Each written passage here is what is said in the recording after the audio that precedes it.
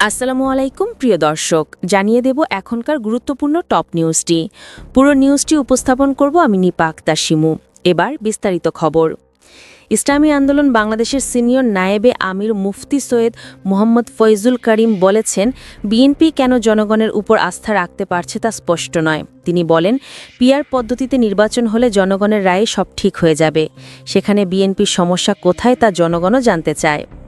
বৃহস্পতিবার বাদ জোহর রাজধানীর বাইতুল মোকাররম মসজিদের উত্তর গেটে আয়োজিত এক গণসমাবেশে প্রধান অতিথির বক্তব্যে তিনি এসব কথা বলেন।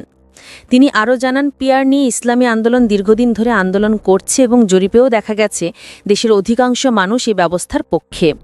বিএনপি যদি সত্যিই জনগণের উপর আস্থা রাখে, তবে চাইলে তারা বিপুল ভোট পেয়ে এককভাবে অধিক আসনে জয়লাভ করতে পারে, এতে ইসলামী আন্দোলনের কোনো আপত্তি নেই।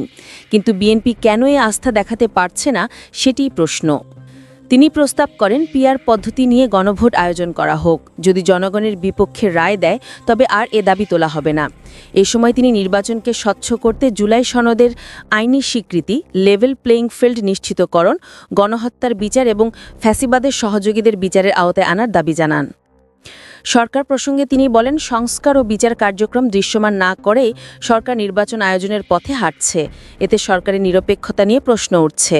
পাশাপাশি তিনি প্রশ্ন তোলেন, ভারত না চাইছে বলেই কি জুলাই সনদকে আইনি স্বীকৃতি দেওয়া হচ্ছে না এবং বিচার প্রক্রিয়ায় গড়িমসি করা হচ্ছে?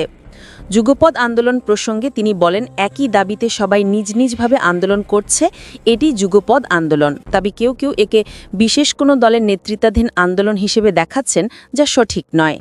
সাংবাদিকদেরও সংবাদ পরিবেশনে আরও সতর্ক থাকার পরামর্শ দেন তিনি।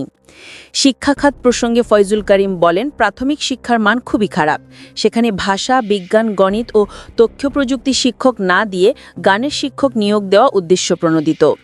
সমাবেশ শেষে একটি বিক্ষোভ মিছিল পল্টন মোড় প্রদক্ষিণ করে পুনরায় বাইতুল মোকাররমে ফিরে আসে এবং দোয়া ও মোনাজাতের মধ্য দিয়ে কর্মসূচি শেষ হয়। প্রিয় দর্শক, এই ছিল এখনকার গুরুত্বপূর্ণ নিউজ। আরও গুরুত্বপূর্ণ নিউজ নিয়ে ফিরছি কিছুক্ষণের মধ্যে। নিউজগুলো সবার আগে দেখার জন্য এই চ্যানেলটি সাবস্ক্রাইব করতে ভুলবেন না। ধন্যবাদ।